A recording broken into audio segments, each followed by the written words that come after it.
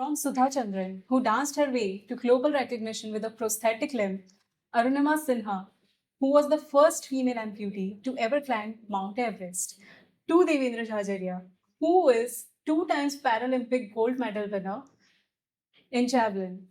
These are a few names who did not let the dis in their ability overpower. ये तो एक कुछ notable names हैं जिन्होंने बहुत मेहनत करके आगे बढ़कर और मिलियंस लोगों को इंस्पायर किया है। वहीं वो जो मिलियंस हैं जो इंस्पायर होने के लिए एक छोटी सी एक इंस्पिरेशन की तलाश में हैं, आज हम उनके बारे में बात करेंगे।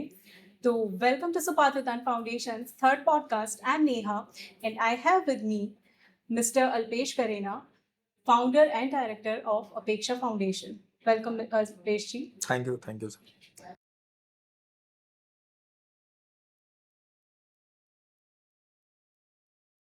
So, Alpesh ji, हम इस पॉडकास्ट के थ्रू आपके बारे में और अपेक्षा फाउंडेशन के बारे में कुछ ऐसी बातें जानना चाहते हैं जिससे हम लोगों तक पहुंचा पाए और लोग आपको किस तरह से हेल्प कर पाए।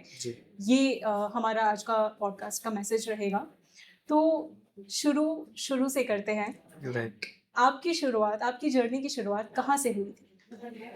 वैसे जब 1997 में मेरा बोर्न हुआ तो मेरे भी दोनों लेग्स में थोड़ी सी दिक्कतें थी। मतलब नॉर्मली कोई बच्चा उसका बोर्न के बाद 8 मंथ या तो 1 साल में चलना सीख जाता है जी। लेकिन मैंने जो दोनों पैर थे वो उसमें दोनों लेग्स में खामियां थी।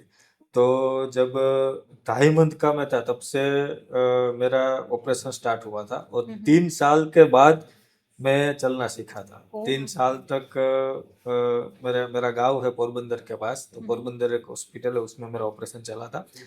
पर तब मुझे नहीं पता था कि आगे जाके शायद मैं भी दिव्यांग लोगों के लिए काम करूंगा, क्योंकि अब ये 2.5 साल के बच्चे को तो क्या ही पता होता है। लेकिन मुझे लगता है कि मेरी शुरुआत शायद तब से हो गई थी। जो दिव्यांग लोगों की जो दिक्कतें हैं, जो उनकी परेशानियां हैं, जो वो कॉम्प्रोमाइज कर रहे हैं, वो शायद तब से मेरे अंदर, मेरे जहन में कहीं ना कहीं पल रहा था। लेकिन मेरी शुरुआत हुई 2014 से।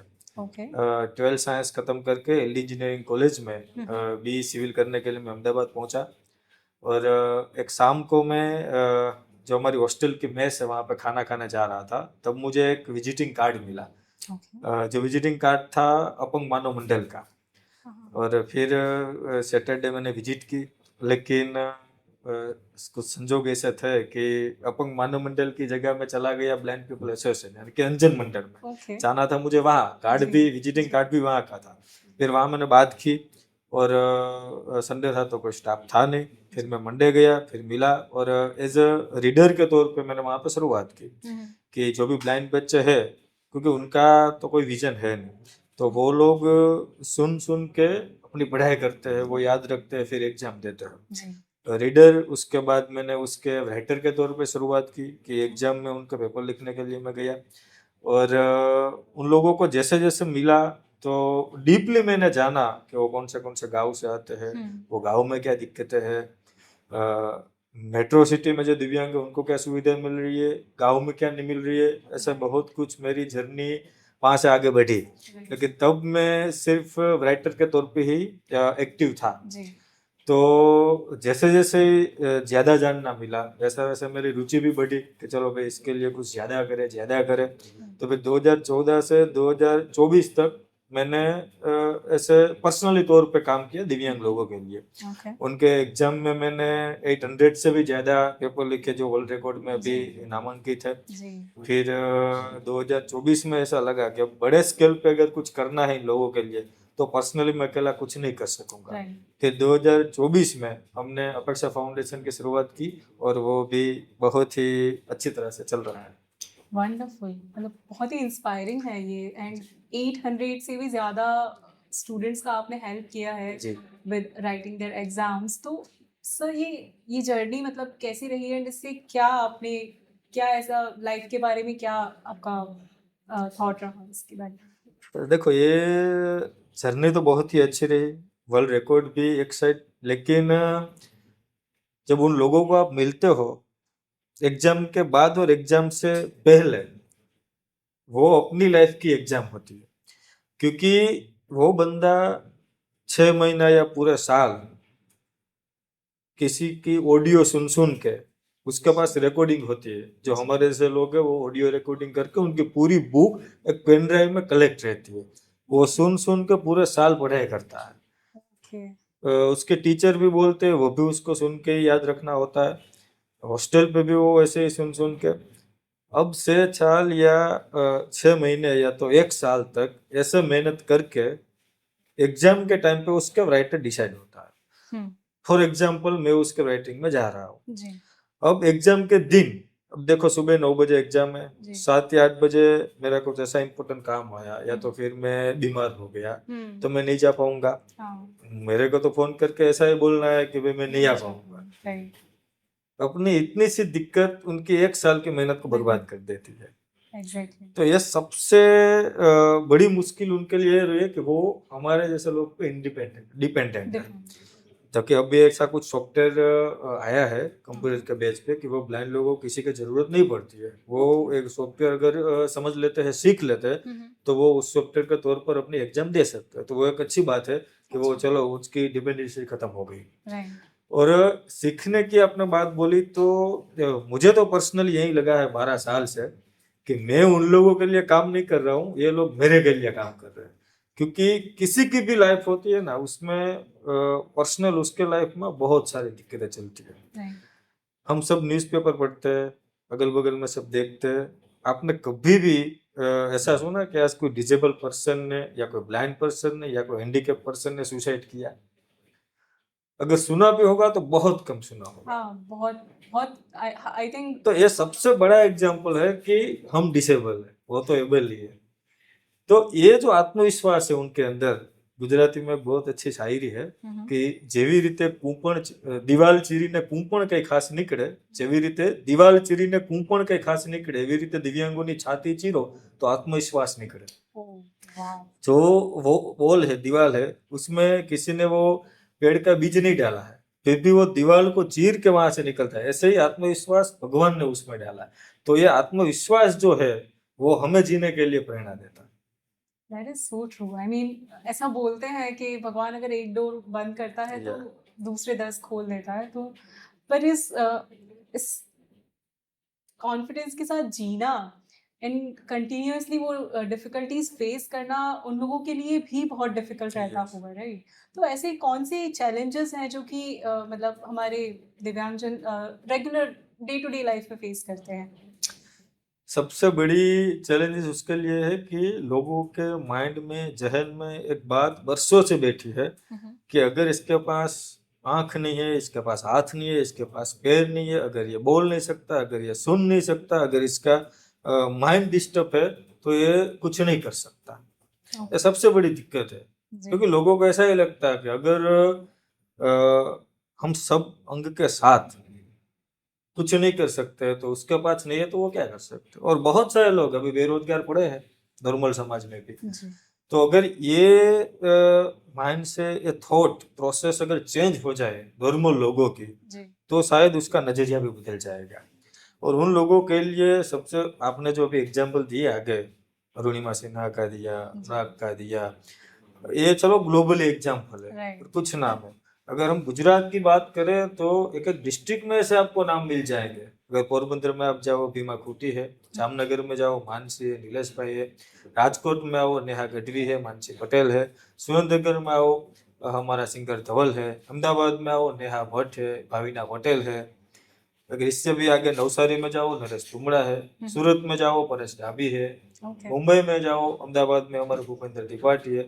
एक एक डिस्ट्रिक्ट में इतने एग्जाम्पल है कि अगर उनके जीवन में भी लोग, उनके जीवन के बारे में अगर लोग पढ़ लेंगे ना, तो डिसेबिलिटी के बारे में जो भी मिथ है वो निकल जाएगा। और वो लोग ऐसा नहीं सोचेंगे कि ये लोग कुछ नहीं कर सकते। दूसरी बात, ये लोग जो फेस कर रहे हैं कि उसको अपॉर्चुनिटी नहीं मिल रही है जितनी मिलनी चाहिए।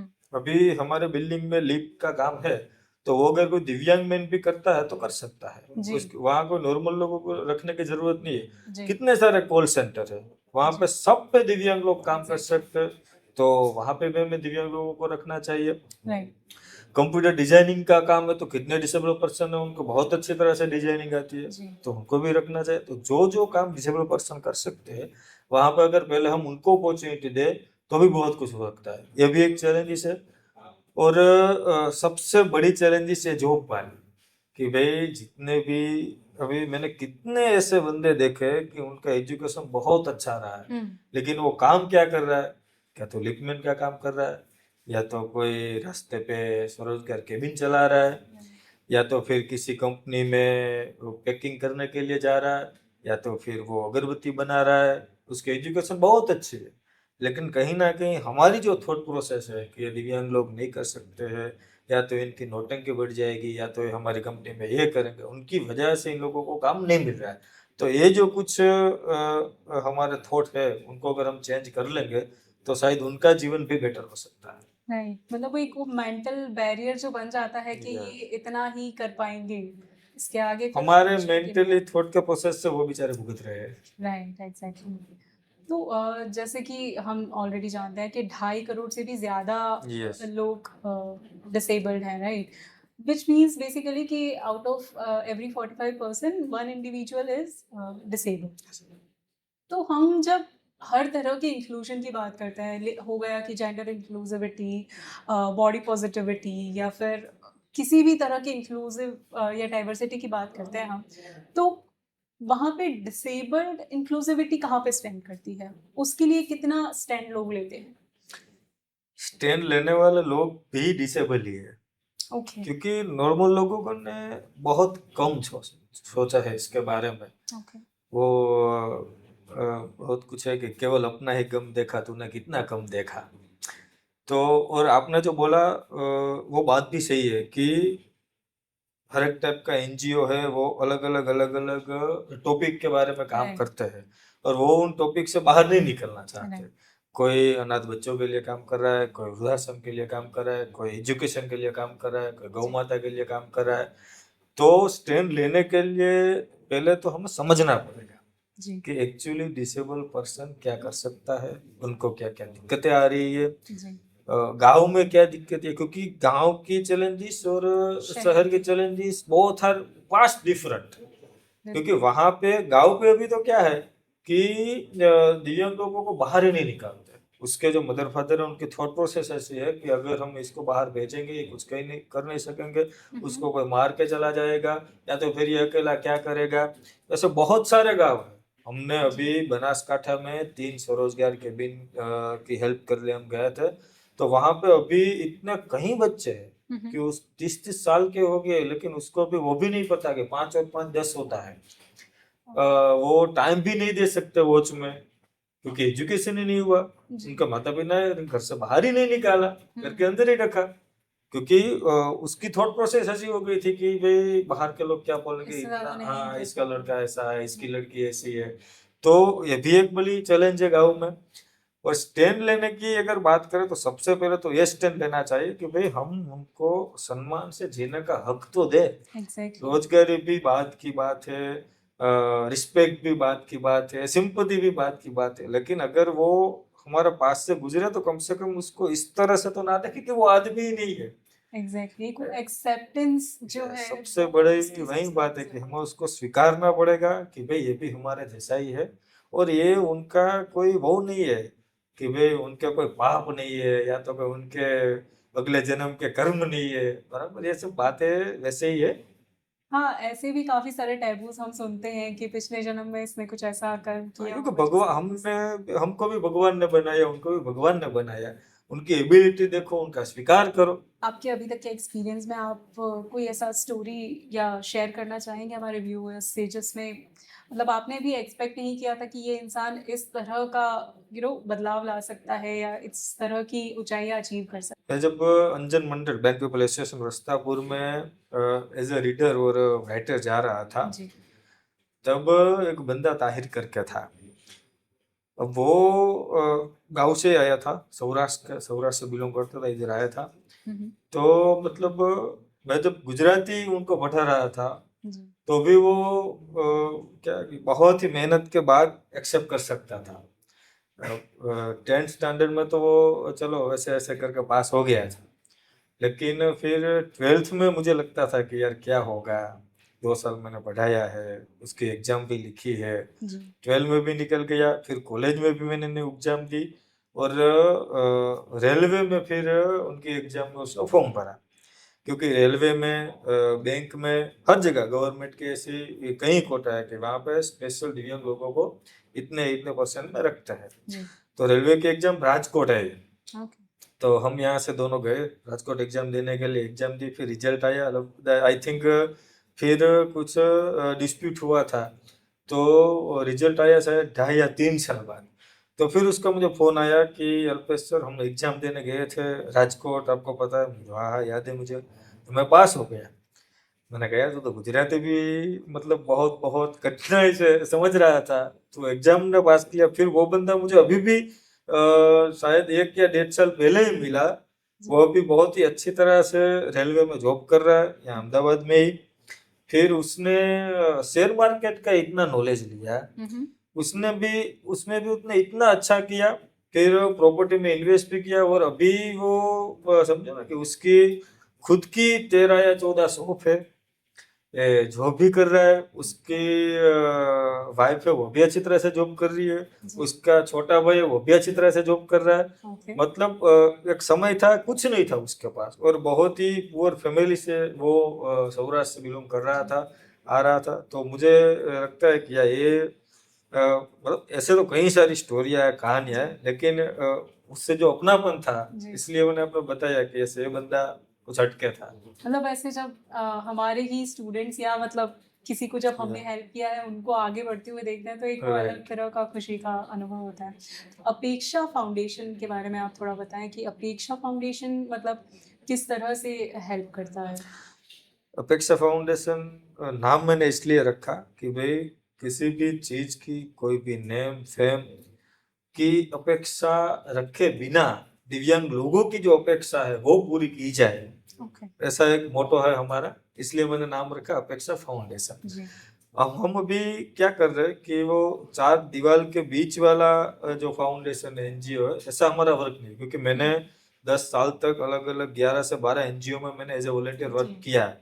तो मुझे लगता है कि जहाँ पे जरूर है, जहाँ पे नीडी पीपल है, वहाँ पे जाने वाला शायद कोई नहीं है। राइट।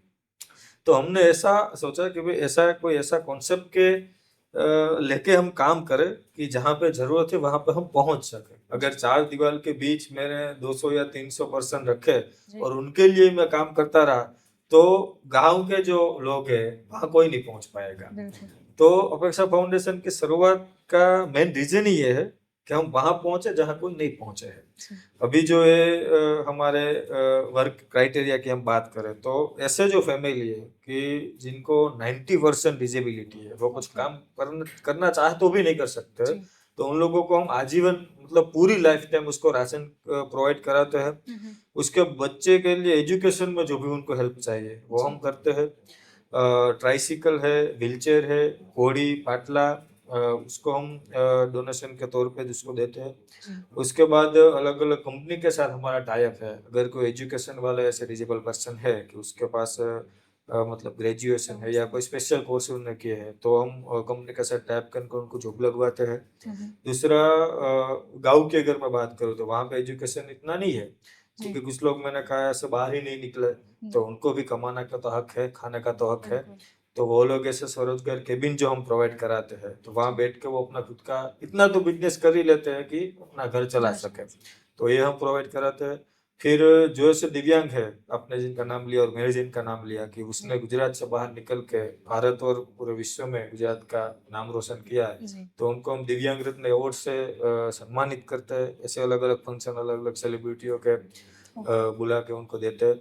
और कल्चरल इवेंट रखते हैं कि उनकी जो प्रतिभा है, क्योंकि बहुत कई सारे दिव्यांग बच्चे हैं जो बहुत अच्छा गाते हैं, बहुत अच्छा डांस करते हैं, राइट। कोई मिमिक्री करता है, तो उनको भी नॉर्मल समाज में एक प्लेटफॉर्म मिले, स्टेज मिले, जी। इनके लिए अलग अलग कल्चरल इवेंट करते हैं और टूर लेके जाते हैं कि भाई देखो धार्मिक टूर तो बहुत सारे होते हैं, लेकिन हम ऐसा टूर लेके जाते हैं कि वो प्रकृति को फील करे, या तो जिसका उसने सपना भी नहीं देखा। जी अब दिव्यांग लोग ऐसा नहीं सोचते कि चलो फिर मैं जंगल के बीच जाऊंगा, तो हम ऐसे सासन गिर में उनको टूर में लेके जाते हैं, 3 दिन तक वहाँ रखते हैं, जंगल में ले जाते हैं, सफारी देखने ले जाते हैं, समुद्र में ले जाते हैं। जी तो ये सब वर्क हमारा अभी चल रहा है। और मेन जो हमारा विजन है जी वो ऐसा है कि अगर देखो ये एक एक गांव में भी जाके मैं एक ऐसा समय आएगा कि मैं थक जाऊंगा, क्योंकि कितने सारे गांव हैं। पूरे गुजरात की बात करें तो भी 12 से 15 लाख दिव्यांग है। जी आपने भारत की बात की 2.5 करोड़ की, ऐसे गुजरात की अगर हम बात करें तो 12 से 15 लाख डिसेबल पीपल है। जी तो मैंने ऐसा सोचा कि भाई कितनी जगह पहुंच पाऊंगा। तो एक आखिरी मेरा जो विजन है वो, मुझे नहीं पता इस जन्म में होगा या अगले जन्म में होगा, पर ऐसा एक करना है कि 2000 फ्लैट की एक पूरी स्कीम हो, उसका नाम हो दिव्य नगरी। और 2000 जितने भी फ्लैट है उसमें सब में ऑल टाइप की जितने भी डिसेबिलिटी है वो पर्सन उसमें रहते हो। उसके बगल में ही एक ही वॉल में एक दिव्यांग बिजनेस हब सेंटर हो, कि वहां पे अलग अलग वो सब बिजनेस हो कि जो दिव्यांग पर्सन कर सकता है। राइट ये 2000 फैमिली जो ये दिव्य नगरी में वसवाट कर रही है, जी उसका काम भी यहाँ पे मिल जाए। और ऐसा पूरा एक मतलब नगर टाइप है वो, हमारा पूरा अलग ही एक किंगडम हो कि जहाँ पे हम हमारी अलग ही दुनिया बना के रहेंगे। हाँ और सब फैसिलिटी उसमें होगी जो एक नॉर्मल समाज में और नॉर्मल वर्ल्ड में होती है वो हमारे यहाँ भी होगी। तो ये हमारा एक आखिरी विजन है। और ये पूरे एशिया में ऐसा कहाँ भी नहीं है। हमने ऐसा अभी सपना देखा है, अब आगे देखते हैं होता है क्या। विजन है तो हो ही जाएगा। जी। तो आपके हिसाब से मतलब आपके एक्सपीरियंस में किस तरह से हम ये अपॉर्चुनिटी क्रिएट करें, या फिर क्या इनिशिएटिव्स लिए जा सकते हैं? जैसे गवर्नमेंट ने ऑलरेडी काफ़ी सारे इनिशिएटिव स्टार्ट किए हैं, मतलब इंफ्रास्ट्रक्चर को लेकर देखें, या फिर आईडी कार्ड्स स्पेशल बनाए गए हैं, या फिर जो डिवाइसेस हैं जो फ्री एक्सेस मिल रहा है। तो क्या इन चीज़ों से बेनिफिट मिल रहा है लोगों को? क्या वो एक्चुअली में एंड कस्टमर तक पहुँच पा रही है? गवर्नमेंट की स्कीम पहुंच रही है, और सबसे बड़ी दिक्कत ये आ रही है कि गवर्नमेंट को ज़्यादा सर्वे करने की ज़रूरत है। ओके। जितना मैंने भी 12 साल में नोटिस किया है, गवर्नमेंट की स्कीम में जो साइकिलें आ रही है, जो ट्राइसिकल आ रही है, जो इलेक्ट्रिकल बाइसिकल आ रही है, जो रिक्शा वो लोग दे रहे हैं। अब जिन लोगों को इलेक्ट्रिक साइकिल की ज़रूरत है, गवर्नमेंट की स्कीम में डिसेबल का परसेंटेज पहले डिसाइड होता जी, है कि भाई इतने परसेंटेज के डिसेबल पर्सन है तो इसको ये सहाय मिलेगी, इसको ये सहाय मिलेगी। जी। पर वो ज़्यादातर लोग यूज ही नहीं कर पा रहे। तो ओके। या एक तो गवर्नमेंट को पहले ये बहुत ही इमरजेंसी के तौर पे करने की ज़रूरत है हुँ, कि भाई आप सर्वे पहले करो।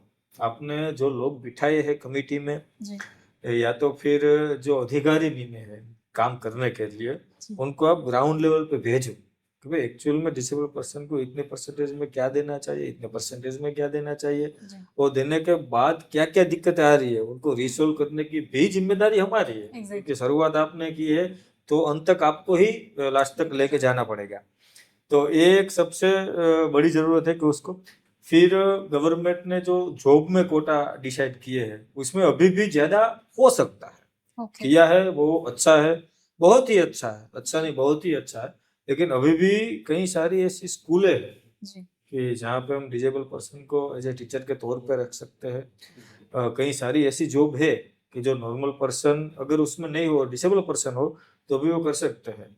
ट्रेनिंग उसको अगर दी जाए, जी। क्योंकि ट्रेनिंग के सेंटर बहुत कम है। कोटा सा गवर्नमेंट ने डिसाइड कर दी है कि चलो ये लेकिन ट्रेनिंग सेंटर भी तो होने चाहिए। स्किल अभी डेवलपमेंट। हाँ, जी, स्किल डेवलपमेंट तो होनी चाहिए। दिव्यांग लोग है, कितने बेरोजगार दिव्यांग लोग हैं। जी, आप ट्रेनिंग सेंटर खोलो, वो आएंगे ट्रेनिंग लेंगे। अगर आपको लगता है कि यस ये कर सकता है तो ही आप जॉब पे रखिए और उसको सैलरी दीजिए। जी, तो ये भी एक करने की जरूरत है कि एक ट्रेनिंग सेंटर अच्छा सा खुल जाए। थर्ड वाला कि जन जागृति के कार्यक्रम गवर्नमेंट बहुत चला रही है। जी, या फिर एक पेड़ माँ के नाम वो पेड़ की बात हो, या महिला सशक्तिकरण की बात हो, या फिर गवर्नमेंट स्कीम की बात हो, जी, क्योंकि गवर्नमेंट स्कीम के भी बहुत सारे कार्यक्रम चल रहे हैं। अगर उसमें एक ये जन जागृति वाला कार्यक्रम भी अगर ऐड कर दे, हम कोई ड्रामा के थ्रू डिसेबिलिटी पर्सन की बात करें, या तो फिर जैसे जन जागृति का कार्यक्रम हो रहे ऐसे डिजेबल पर्सन के लिए स्पेशल कार्यक्रम रखे जाए, तो उसमें कोई बड़ी बात तो है नहीं। दो चार जिसने एग्जाम्पल सेट किए ऐसे दिव्यांग लोगों को हम बुला के ऐसी बात करनी है, उनसे भी लोगों के दिमाग में थॉट प्रोसेस चेंज होगा, दिव्यांग लोग बाहर आएंगे। तो अगर ये सब हो सकता है तो मुझे लगता है कि दिव्यांग लोग को जो भी है उससे भी बेटर बेनिफिट हम दे सकते हैं। ओके। तो एक ऐसा क्या बैरियर है कि मतलब जो कैपेबिलिटी है वो अपॉर्चुनिटी से नहीं मिल पा रही है, तो वो क्या एक एक क्या बैरियर है जो आप बताएंगे? सबसे पहले मैंने बोला ना, थॉट वाला। अच्छा। ओके। बाकी कोई दिक्कत है ही नहीं। अगर सम्मान भी है, चलो मुझे कोई दिव्यांग पर्सन आ रहा है, उसने कोई बड़ी सिद्धि हासिल की है, मुझे सम्मान है, लेकिन मैं जानूंगा नहीं ना तो मानूंगा नहीं। मैं अगर जान लूंगा कि यार उसकी स्ट्रगल कितनी है तो मैं मानने लगूंगा कि नहीं भाई को अपॉर्चुनिटी मिलनी चाहिए, उसके पास एबिलिटी है। जी। पर ये क्या बात है, सिंपथी से सब लोग अटक रहे हैं। अटक। अगर एक स्टेप आगे जाके रिस्पेक्ट तक पहुंच जाते हैं तो मुझे लगता है बहुत ही बड़ा बदलाव भी आ सकता है, बहुत बड़ा काम भी हो सकता है। सबको सब पता है, ऐसा नहीं है, सबको सब पता है, लेकिन दिक्कत है थॉट प्रोसेस वाली, ये नहीं कर सकता, या तो उसके उसके इसको रखूंगा तो कैसे होगा। और बैड एक्सपीरियंस भी होते हैं, ऐसा नहीं है। बिल्कुल। जैसे अगर हमारे एक क्लास में 60 या 70 बच्चे हैं तो सबका फर्स्ट नंबर नहीं आता, कोई वीक भी हो सकता है बिल्कुल पढ़ाई में। सही। तो इसमें भी ऐसा हो सकता है कि कई बार हमको ऐसा हो सकता है, बैड एक्सपीरियंस होता है, लेकिन वो उसको एक को हम जज करके बाकी सबको ऐसे गिन ले, नहीं। वो भी अच्छी बात नहीं है। बिल्कुल सही। तो थॉट प्रोसेस अगर चेंज हो जाए, मेन मेन दिक्कत यही है कि हमें उसको आदर करना है। वो जी। बड़ा भाई है हमारा या बड़ी बहन है या बुजुर्ग है तो हमारे माता पिता की तरह है, ऐसे रिस्पेक्ट देना शुरू कर, सब हो जाएगा। अल्पेश जी, एंटरप्रेन्योरशिप की जब हम बात करें तो गुजरात काफ़ी वेल नोन हब है, प्रोमिनेंट हब है फॉर एंटरप्रेन्योरशिप। तो डिसेबल्ड लोगों के लिए एंटरप्रेन्योरशिप का कैसा मतलब रहा है अभी तक का जर्नी? क्या बेनिफिट्स मिलते हैं? क्या लोग एक्चुअली में एंटरप्रेन्योरशिप में जाना चाहते हैं? एंटरप्रेन्योरशिप की मैं बात करूँ तो इतना कॉन्फिडेंस लेवल अभी मैंने बहुत कम देखा है दिव्यांगों में जी। जितना बाहर है। राजकुमार राव की एक पिक्चर आई थी श्रीकांत के ऊपर, जी। श्री करके मूवी आई थी, श्रीकांत बोला। वो 25 साल की उम्र में वो टोटली ब्लाइंड लड़का है श्रीकांत, उसने 50 करोड़ की कंपनी का वो सीईओ बन गया था। जी। वो रीयूज प्लास्टिक का उसने जो बिजनेस करा गया था। जी। अभी इतनी हम कहते हैं ना जिगर जिगर दोस्त जुनून जिगर, वो अभी गुजरात के दिव्यांग में मैंने बहुत कम देखा है। शायद हो भी सकता है, मैं उसमें गलत भी हो सकता हूँ, पर जो 12 साल में मैंने जो जो दिव्यांग से मैं मिला हूँ, वो सब क्या है कि वो बहुत बड़े सपने नहीं है इन लोगों के। उसको क्या है कि अगर उनकी हक की रोटी मिल जाए तो वो सेटिस्फाइड है कि भाई चलो अच्छी खासी जॉब मिल जाए, मैंने मेरे परिवार का गुजारा कर लिया। बहुत बड़े सपने बहुत कम लोगों के है, ऐसे भी नहीं है, लेकिन बहुत कम कम लोगों के ऐसे हैं। तो अगर अपॉर्चुनिटी कुछ मिल रही है, कोई बिजनेसमैन के हिसाब से मिल रही है या फिर गवर्नमेंट ऐसा कुछ कर रहा है, तो मुझे लगता है कि आत्मविश्वास तो इन लोगों को में है, कॉन्फिडेंस लेवल तो हमसे बहुत कहीं ज़्यादा है। जी। तो शायद कुछ इम्प्रूव हो सकता है। पर अब मेन बात है कि अगर कोई शुरुआत करे कि जी। भाई हमें ऐसे जज्बाती लोगों की जरूरत है, दिव्यांग लोगों की जिसको बिजनेस करना है, या तो उनके पास कुछ स्ट्रेटेजी है जी। या तो उनके पास कुछ ऐसी थॉट प्रोसेस है कि जो बिजनेस के लाइन में यूज हो सकती है, जी। तो मुझे लगता है कि कोई ना कोई तो बाहर आएगा ही। सो मतलब सबसे ज़्यादा अगर हम देखें भी तो सबसे ज़्यादा सपोर्ट कहाँ से आता है? लाइक फैमिली से आता है या फिर ऑर्गेनाइजेशंस प्रोवाइड करती हैं या गवर्नमेंट से सबसे ज़्यादा सपोर्ट मिलता है? सबसे ज्यादा सपोर्ट दिव्यांग लोगों को उनको खुद से ही मिलता है, ओके। क्योंकि मैंने कहीं सारी ऐसी फैमिलियाँ देखी है जिनकी बड़ी बहन एकदम नॉर्मल हो, छोटी बहन ब्लाइंड हो, फिर भी वो उनके राइटिंग एग्जाम में वो लड़की दूसरे कोई को राइटर को फाइंड आउट करती है कि भाई मेरा पेपर है, आप लिखने आओगे, उसकी बड़ी बहन नहीं चाहेगी। मैं एलडी कॉलेज में पढ़ रहा था तो एलडी कॉलेज का ही ये एग्जाम्पल है, और ऐसे कई फैमिलियाँ मैंने देखी है। हमारे फाउंडेशन में भी फोन अभी ऐसे कई फोन आते हैं कि भाई मेरा बच्चा मेंटली रिटायर बच्चा, मतलब वो होता है 30 साल का, लेकिन उसका जो माइंड है वो वर्कआउट करता है 3 साल के बच्चे जैसा। जी। तो आपके फाउंडेशन में हम अगर उनको भेज दें तो जी। आप उनकी संभाल रखोगे? हम पैसे भी देंगे आपको, पैसा है, वो बोल रहे हैं कि हम पैसा भी देंगे, आप हमारे बच्चे को मतलब आप केयर करो, क्योंकि हमें बाहर जाना है तो हम बाहर उसको ले नहीं जा सकते, अगर ले जाएंगे तो वहां पे वो तोड़ फोड़ करेगा या तो ऐसा ऐसा बिहेव करेगा। जी। तो फैमिली में भी मतलब 60% ही फैमिली ऐसी है कि जो उसके बच्चे से मतलब वो खुद डिस्टर्ब हो गया है कि इतने साल के संभाल रहे हैं। मतलब अभी देखो एक ब्लाइंड पर्सन है तो कितनी केयर करनी पड़ती है, उनको सब जगह ले जाना, फिर सब सिखाना, क्योंकि उन्होंने तो दुनिया देखी ही नहीं है, कैसा पानी है कैसा दूध है, उनको वही कोई फर्क ही मालूम नहीं है। तो एक एक चीज, हर चीज उनको सिखाना। देखो अब छोटे बच्चे को हम सिखाते हैं तो वो एक प्रोसेस, एक लिमिट के बाद एंड हो जाती है एंड हो जाता कि अब 5 साल या 7 साल का हो गया, अब उनको सब पता चल गया। इसके पीछे तो आपको पूरा जीवन देना है, है। बिल्कुल। राइट। तो कहीं ना कहीं फैमिली भी डिस्टर्ब हुई है, थक चुकी है, तो बाहर से भी उसको इतना ही सपोर्ट मिल रहा है। अब बाहर वाले जो है वो पर्सनली नहीं कर रहे हैं, वो अपने क्या बोलते हैं उनको कि भाई उनको फीलिंग है इसलिए कर रहे जी। हैं। फैमिली वाले उनका फर्ज है इसलिए कर रहे हैं। फर्ज और फीलिंग में बहुत फर्क है। जी। फीलिंग है वो टिकेगी, फर्ज उसमें मतलब आदमी थक जाता है। तो मुझे ऐसा लगता है कि फैमिली से भी ज्यादा सपोर्ट इन लोगों को ऐसा बाहर से मिल रहा है। ओके। हमारे जैसे फाउंडेशन है, या तो पर्सनली भी कोई अननोन पर्सन भी उसे हेल्प कर रहा है, जी। कि जिनको कोई लेबल की जरूरत नहीं है, कोई नाम की जरूरत नहीं है। कई ऐसे बच्चे हैं कि जिनको पर्सनली एक एक डोनर मिले कि भाई आपको जितने तक पढ़ना है आप पढ़ो, जब तक आपकी जॉब नहीं लगती तब तक का पूरा खर्चा मैं दूंगा। ऐसे भी लोग पड़े हैं गुजरात के अंदर, कि उसको कोई भी कहाँ पे उसका नाम भी नहीं चाहिए, कुछ नहीं चाहिए, खाली एक फोन ही घुमाना है कि सर जी इनकी इतनी फी है, और डायरेक्ट कॉलेज या स्कूल में चली जाएगी उनके हिसाब से। सो अगर इस तरह से अगर कोई सपोज जुड़ना चाहे, या कोई जैसे basically you are adopting a child और अ किड जो कि आपके साथ नहीं रहने वाला है, but you are sponsoring studies, तो उसके लिए क्या प्रोसेस रहेगा या किस तरह से लोग जुड़ सकते हैं? यस, दिव्यांग भी हमारे साथ जुड़ सकते हैं और डोनर भी हमारे साथ जुड़ सकते हैं।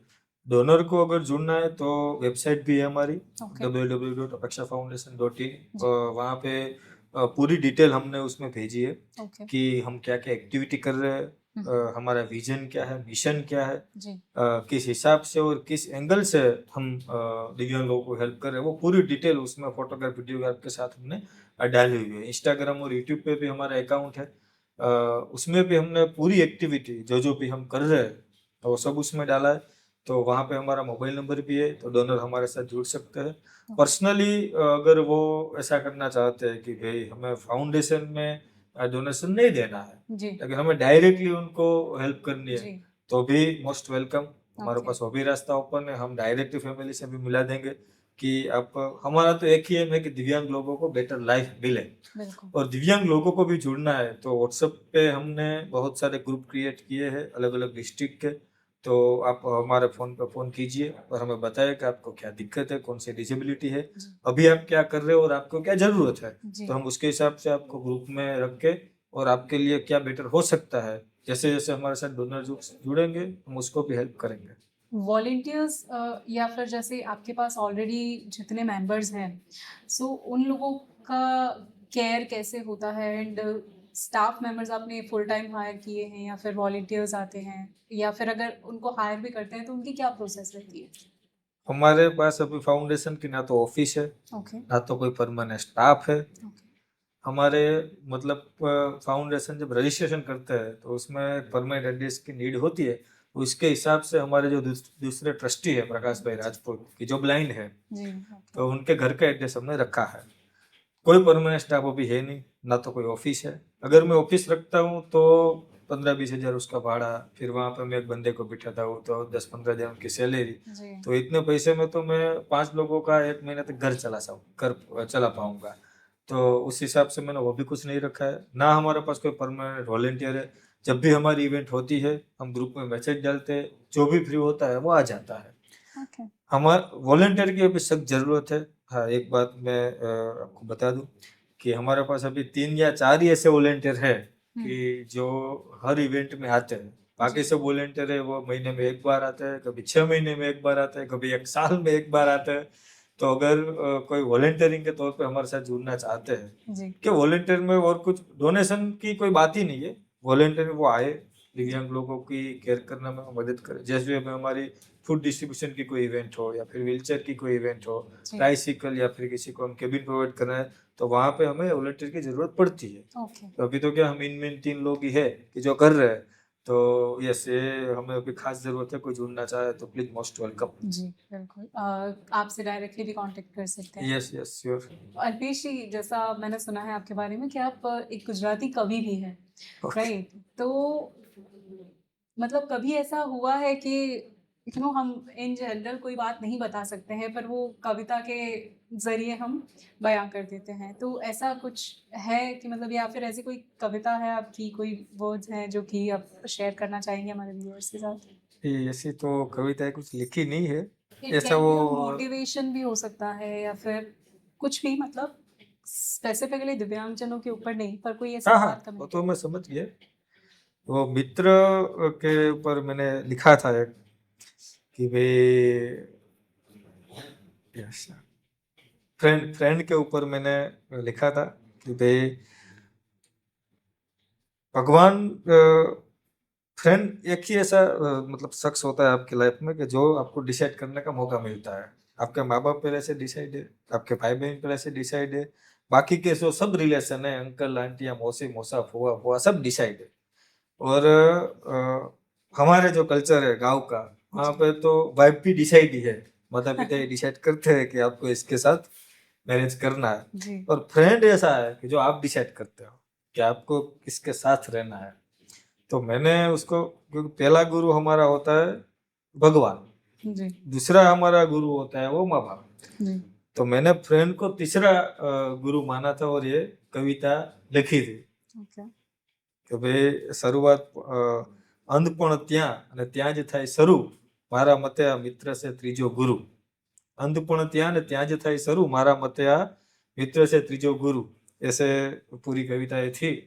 तो एक ऐसा भाव था फ्रेंड के पे कि जो मैंने बयां किया था। कोई ऐसा मैसेज आप जो भी हमें सुन रहे हैं, आज के हमारे व्यूअर्स हैं, उनको कोई आप मैसेज देना चाहेंगे?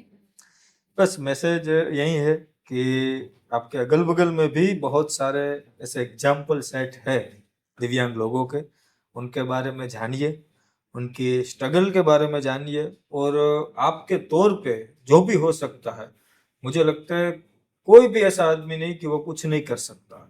अगर उसके बारे में आप जानेंगे, उसको मानेंगे, तो आपके पास भी कुछ ना कुछ ऐसा रास्ता मिलेगा कि आप उन लोगों को हेल्प कर सकोगे। आपको कोई भी फाउंडेशन की ज़रूरत नहीं है, कहाँ भी जाने की भी ज़रूरत नहीं है। आपके 5 या 10 किलोमीटर रेडियस में भी अगर आप फाइंड आउट करेंगे, तो कोई ना कोई ऐसे दिव्यांग पर्सन मिलेंगे कि जो आपको भी जीने की प्रेरणा देंगे और उनको भी आप कुछ ना कुछ हेल्प कर सकते हैं। तो बस अभी तो यही मैसेज है कि आप दिव्यांग लोगों को जानिए, उनको मानिए, उनको पहचानिए, उनको रिस्पेक्ट दीजिए।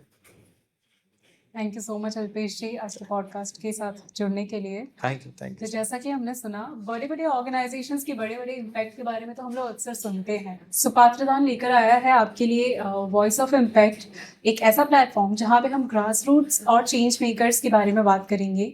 अब उनकी कहानियाँ जानेंगे, उनकी स्ट्रगल्स और चैलेंजेस के बारे में जानेंगे और ये जानेंगे कि हम कैसे उन्हें हेल्प कर सकते हैं या फिर एटलीस्ट सपोर्ट कर सकते हैं। ये एक कुछ ऐसे एनजीओज़ हैं जो कि रेगुलर आपको हेडलाइंस में ना नज़र आते हो, पर हर दिन वो अपना एफर्ट डालते हैं, अपनी खुद इंस्पिरेशन बनते हैं और खामोशी से वो काम करते रहते हैं एक बेहतर कल के लिए। एक ऐसा कल जहाँ पे मुश्किलें थोड़ी कम हों और मौके थोड़े ज़्यादा।